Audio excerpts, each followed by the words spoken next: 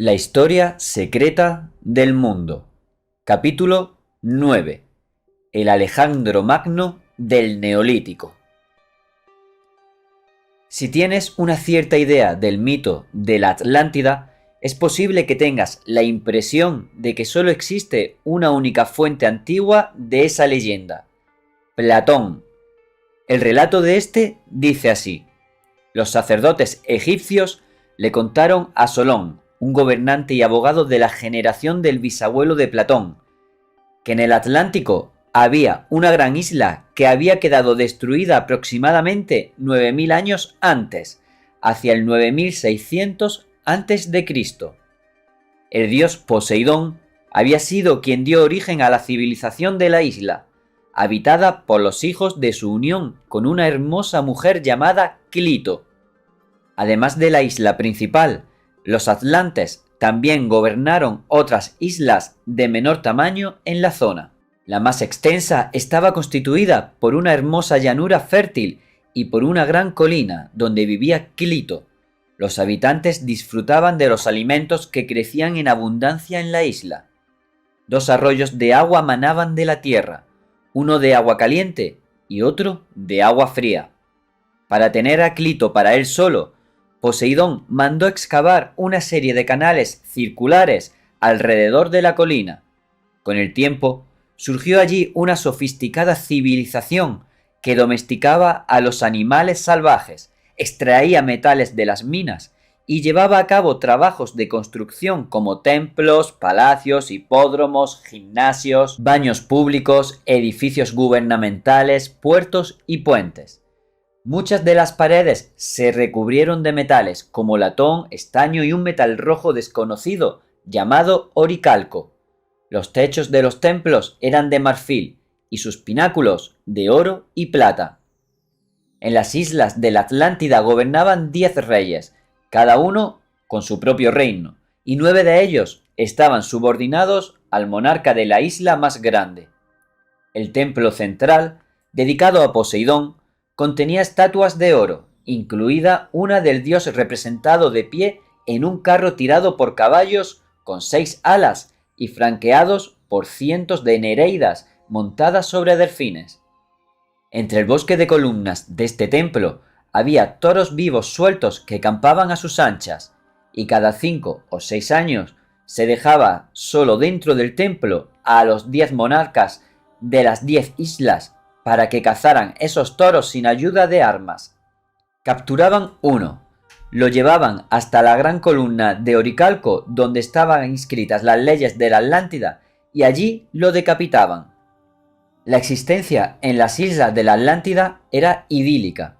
De hecho, se vivía tan bien que al final la población no pudo soportarlo más y empezó a inquietarse, a volverse decadente y corrupta, a desear novedades y poder, de modo que Zeus decidió castigarla.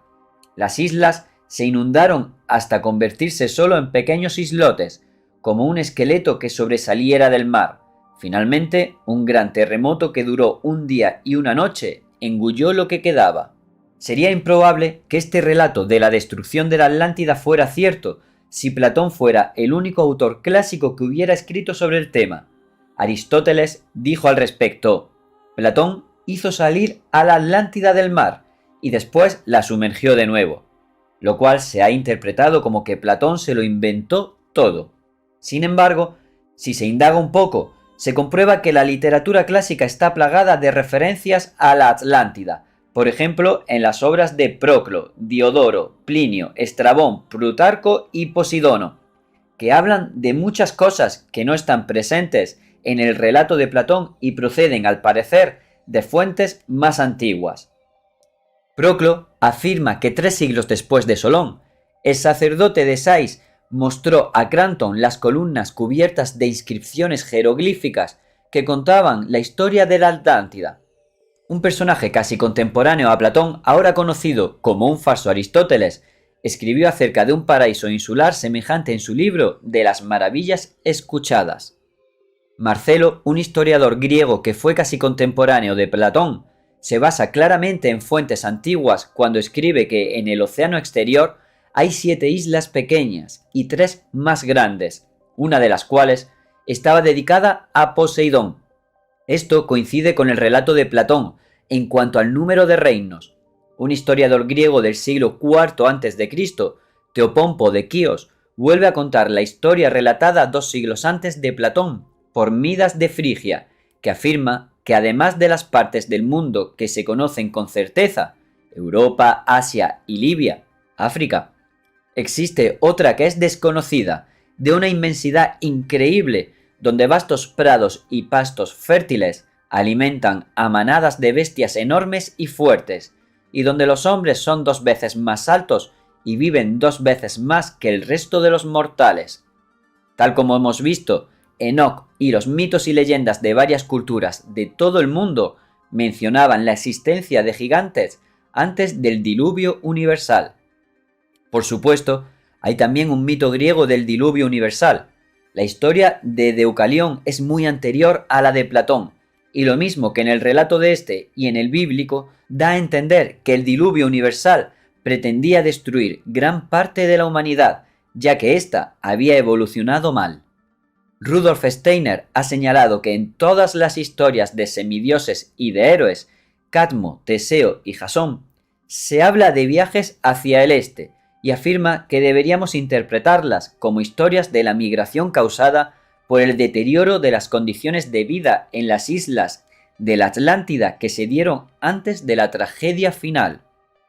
Cuando Platón escribe sobre Poseidón, el primer dios soberano de la Atlántida, su relato nos recuerda lo que hemos visto en el capítulo 5, que Poseidón era la forma original mitad pez, mitad hombre de Zeus Júpiter.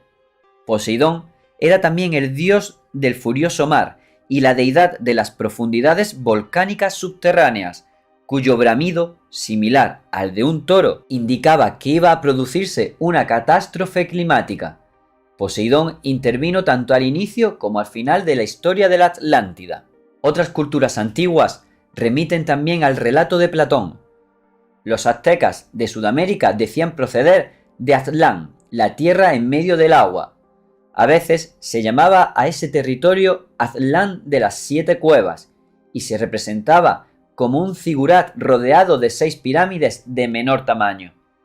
Según las creencias populares recopiladas por los conquistadores españoles, la humanidad habría sido borrada de la faz de la tierra por un gran diluvio de no ser por un sacerdote y su mujer, que construyeron una barca con un tronco hueco en la que rescataron semillas y animales. La compleja y sofisticada astronomía de estas tribus sudamericanas ha permitido a un investigador moderno deducir que ese diluvio se produjo hacia el año 11.600 a.C.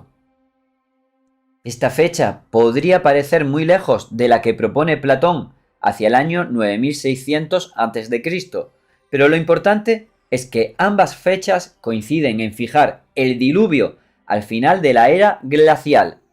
La geología moderna sostiene que al fundirse los casquetes polares se produjeron una serie de inundaciones procedentes del norte. Ya hemos mencionado que se decía que las islas de la Atlántida habían sufrido inundaciones catastróficas durante un largo periodo de tiempo antes de que la última isla se sumergiera finalmente del todo. En la actualidad, los arqueólogos submarinos están descubriendo en muchas partes del mundo restos de civilizaciones que fueron cubiertas por las inundaciones causadas por el deshielo al final de la era glacial. En abril de 2002, los testimonios de varios pescadores locales ayudaron a ubicar la ciudad perdida de las 7 pagodas junto a la costa de Malipuram, en la India. Las estructuras en forma de templo que se han encontrado son mucho más importantes y complejas de lo que cabría esperar para ser del periodo final de la era glacial.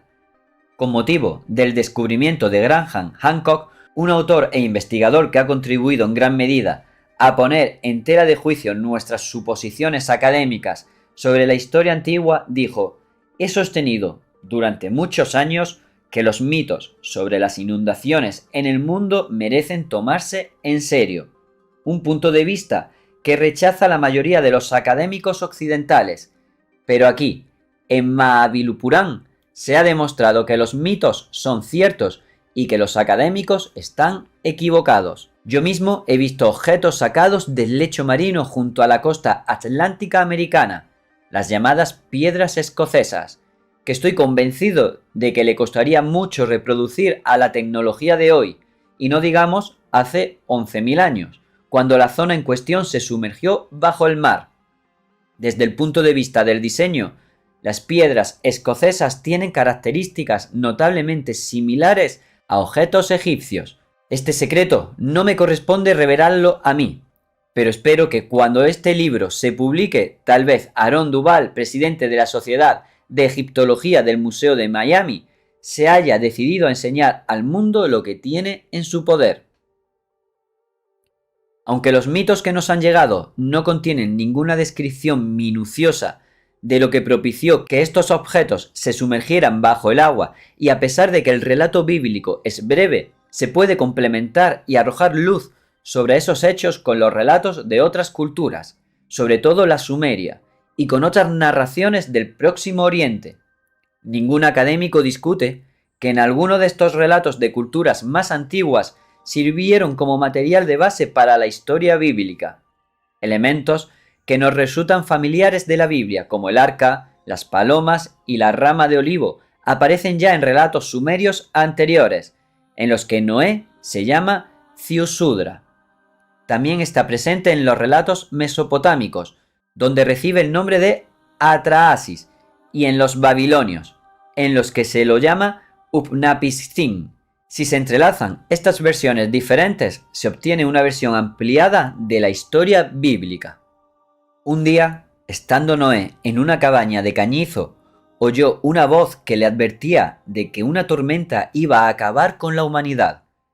Esa voz masculina le ordenó derribar su cabaña de cañizo y hacer una barca. Noé y su familia se pusieron a ello. Construyeron una gran embarcación de cañas que calafatearon finalmente con brea para impermeabilizarla. Metieron en ella todo lo que crecía en el suelo, todo lo que pastaba en la tierra, los pájaros del cielo, el ganado y los animales salvajes que pululaban por el país. Entonces estalló un aguacero que durante 6 días y 6 noches hizo que la barca se sacudiera con las olas. La lluvia y la tormenta sumergieron la superficie de la tierra. Al 7.º día, al oír que el viento empezaba a amainar, Noé abrió una ventana y la luz le iluminó la cara. El mundo estaba en silencio, porque toda la humanidad había vuelto al barro. Ese catastrófico diluvio que casi aniquiló a la humanidad lo recuerdan cada año tanto los vivos como los muertos en el Día de los Muertos o Halloween. En Inglaterra, incluso en el siglo XIX, los lugareños solían disfrazarse de muertos, poniéndose caretas e imitando con los labios cerrados el sonido que hacían los muertos vivientes. Cuando Noé y su familia desembarcaron para pisar tierra firme, ocurrió algo bastante extraño. Noé se dedicó a la labranza y plantó una viña. Bebió del vino, se embriagó y quedó desnudo en medio de su tienda. Vio Cam, padre de Canaán, la desnudez de su padre, y avisó a sus 2 hermanos afuera. Génesis 9, 20-22. Que Noé se convirtiera en agricultor encaja perfectamente, ya que la arqueología demuestra que la agricultura empezó durante ese periodo, el Neolítico. Pero ¿cómo debemos interpretar la extraña historia de la embriaguez y la desnudez? Para darle sentido, debemos recurrir a la creencia que identifica a Noé con el legendario personaje griego Dioniso el Joven. Pero primero tenemos que desenredar 2 hilos distintos de 2 historias sobre 2 personajes muy diferentes con el mismo nombre. Dioniso, un dios, y el que más tarde sería un semidios. Ambos han participado de modo muy distinto en la historia de la humanidad, en 2 épocas diferentes. El Dioniso, que debería identificarse como Noé, no es Dioniso Zagreo, Dioniso el Viejo, de una época anterior, y que fue desmembrado tal como se ha contado en el capítulo 6.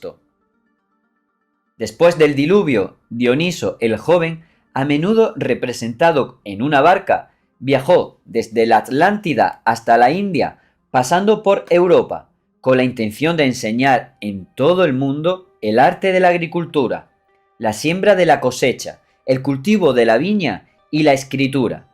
Esta última, por supuesto, la había ideado Enoc, pero estaba en peligro de perderse tras la devastación que comportó el diluvio. Dioniso y sus seguidores llevaban el tirso, una vara con culebras enrolladas alrededor y rematada por una piña que representaba la glándula pineal. Esto demuestra que Dioniso enseñó también la evolución secreta de la forma humana, el desarrollo de la médula espinal rematada por la glándula pineal que acabamos de describir. Los faunos, sátiros y todo el cortejo de Dioniso representan a los rezagados de la Atlántida. Son los últimos vestigios de un proceso de metamorfosis de las formas. El curioso relato del Génesis en el que los hijos de Noé destapan sus genitales mientras él duerme ebrio también se refiere a ese proceso. Hemos visto que los genitales fueron la última parte de la anatomía humana que evolucionó hasta adoptar su forma actual, y los hijos de Noé tenían curiosidad por averiguar sus orígenes. ¿Su padre era un homínido, un semidios, un hombre o un ángel? Los relatos sobre este individuo en la tradición griega y judía, Dioniso el joven y Noé, hablan ambos de la viña y la intoxicación. Ya conocemos a los seguidores de Dioniso. Las salvajes Ménades le arrancaron a Orfeo las extremidades utilizando sus uñas y dientes. En un estado de éxtasis inducido por la bebida, las Ménades fueron poseídas por un dios. Los pueblos primitivos siempre habían vivido en armonía con la parte vegetal de su naturaleza. Una de las consecuencias de ello es cómo han entendido que las distintas plantas ejercen efectos diferentes en la biología, la fisiología y la conciencia humana. Lo que observamos en los relatos griegos y judíos sobre los orígenes de la agricultura es una muestra de una nueva forma de conciencia más consciente de sí misma. ¿Qué mayor símbolo podría haber del impacto del pensamiento disciplinado humano en la naturaleza de los trigales? La tarea de los líderes de la humanidad debería ser ahora forjar esa nueva conciencia meditativa. En el Zen Avesta, los textos sagrados del zoroastrismo, el personaje de Noé, Dioniso, recibe el nombre de Yima. Le cuenta a la gente cómo construir un poblado, un lugar cercado, una especie de fortaleza para resguardar a hombres, ganado, perros, pájaros y fuegos vitales. Enseña a la población que cuando lleguen al sitio donde van a asentarse, deben drenar agua, colocar postes de delimitación, construir casas a partir de los postes, levantar paredes y cercar y fabricar esteras. No tenía que haber ni supresión, ni vileza, ni necedad, ni violencia, ni pobreza, ni frustración, ni mutilación, ni vejez, ni gigantes, ni ninguna de las características del espíritu maligno. De nuevo, percibimos una preocupación respecto a la regresión a formas anómalas de la época previa, como los gigantes. El poeta épico griego Nono relató la migración de Dioniso a la India, un viaje que se describe también en el Zen Avesta como la marcha de Rama en la India.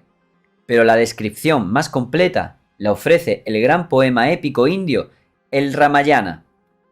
Lo que resulta evidente a partir de estos relatos es que las grandes migraciones hacia el este no se dirigían a territorios deshabitados. Mientras que los atlantes prácticamente se habían extinguido, los emigrantes viajaban a nuevas tierras ocupadas por las tribus aborígenes. Vemos la reacción de Dioniso a lo que encontró en esos nuevos territorios en su prohibición del canibalismo y el sacrificio humano. Los sacerdotes nativos custodiaban a veces enormes serpientes o pterodáctilos, extraños supervivientes de la época anterior al diluvio, que eran venerados como dioses y se alimentaban de carne de prisioneros.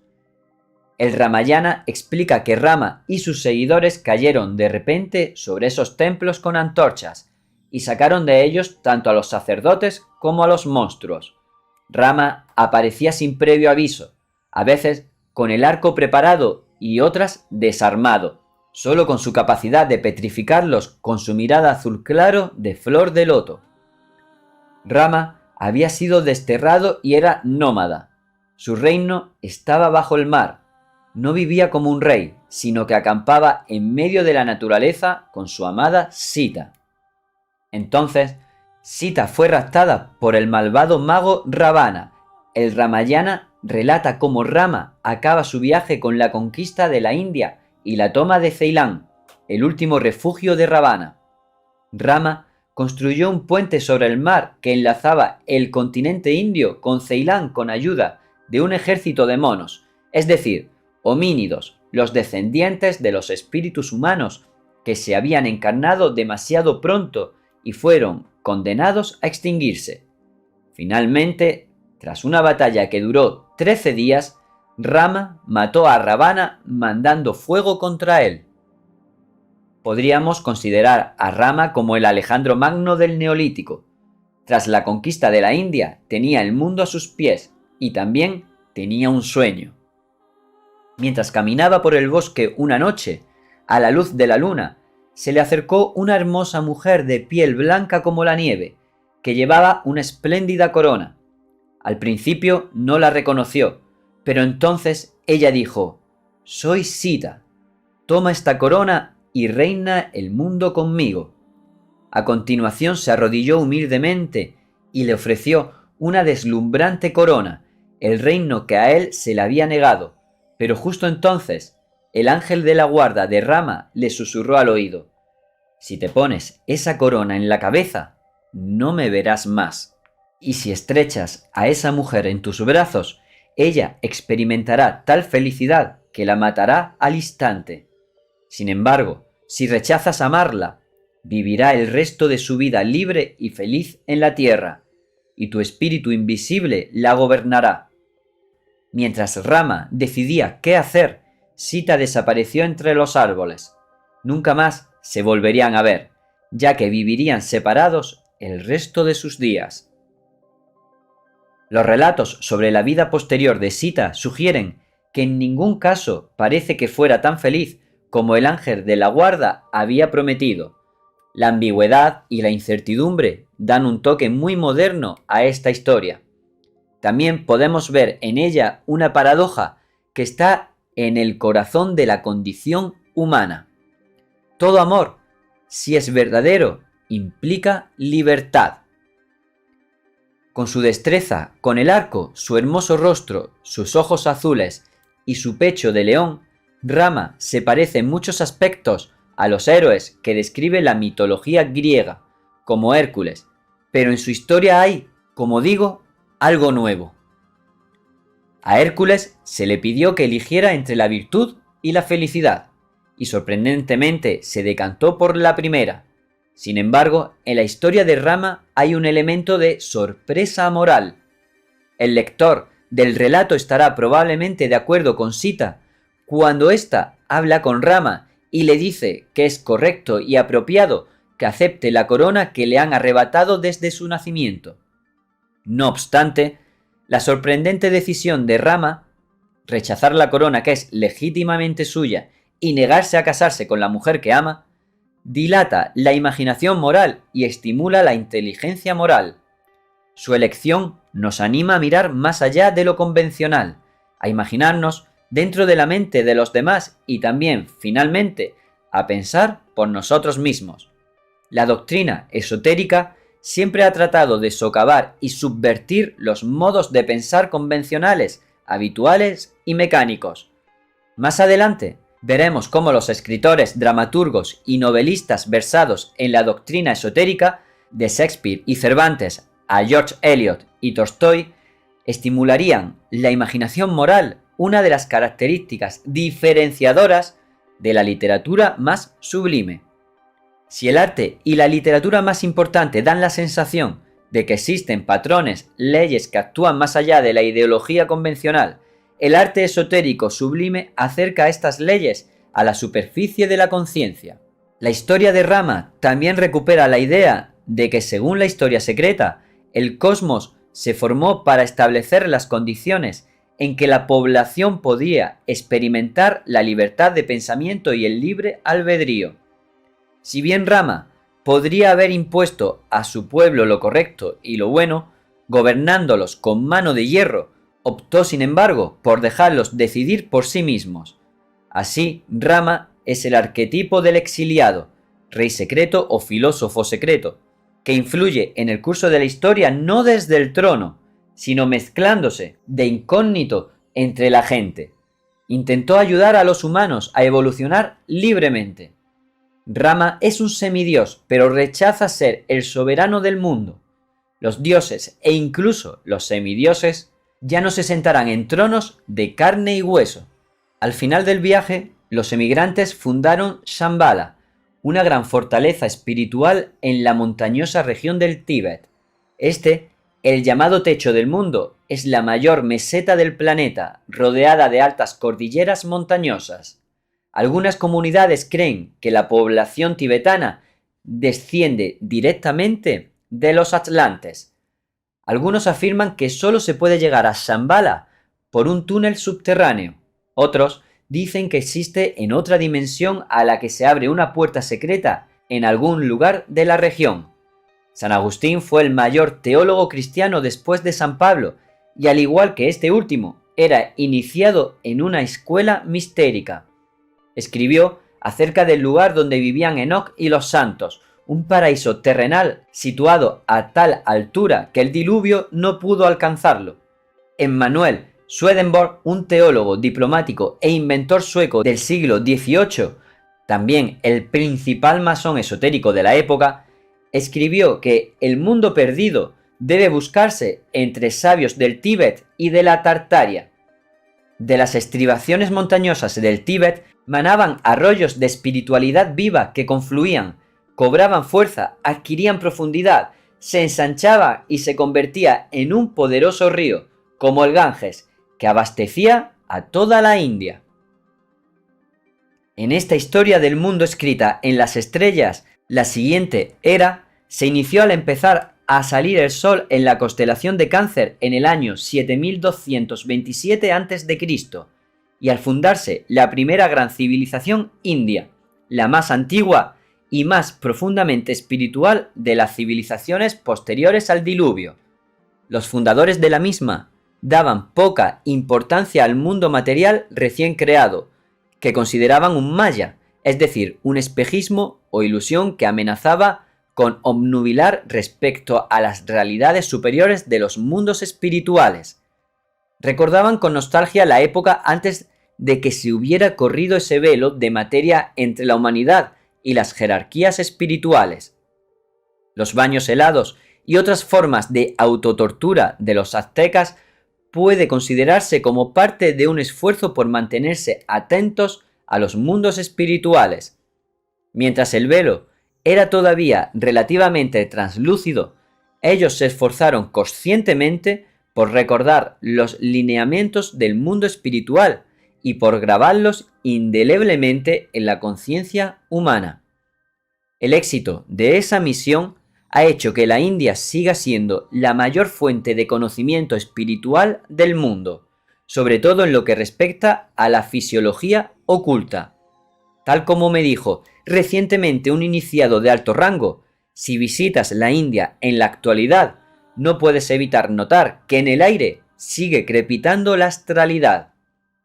Los grandes maestros occidentales como Pitágoras, Apolonio de Tiana y el conde de Saint-Germain han viajado a la India en busca de esa astralidad.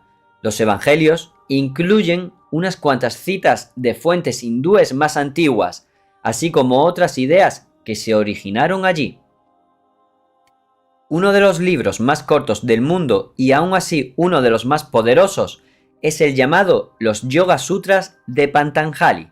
Se puso por escrito en su forma actual aproximadamente en el año 400 a.C., pero tiene su origen en las enseñanzas de los rishis. Patanjali pide al lector que se concentre en la fuerza del elefante para que de ese modo adquirir su fuerza. Afirma que se pueden conocer las vidas anteriores mediante la meditación sobre el pasado.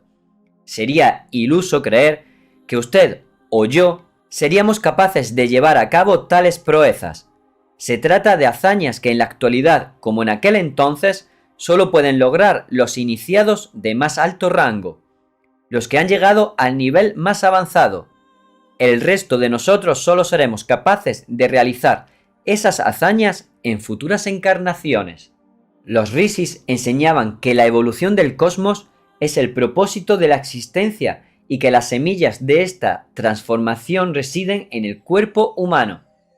En el año 5067 a.C., estos dioses hicieron avanzar el universo hacia la siguiente fase de la evolución humana, a medida que el Sol entraba en el signo de Géminis. Así como antes el impulso para la evolución de la humanidad se había desplazado hacia Oriente desde la inundada Atlántida hasta la India, ahora empezaba a moverse hacia Occidente, tal como lo sigue haciendo hoy en día.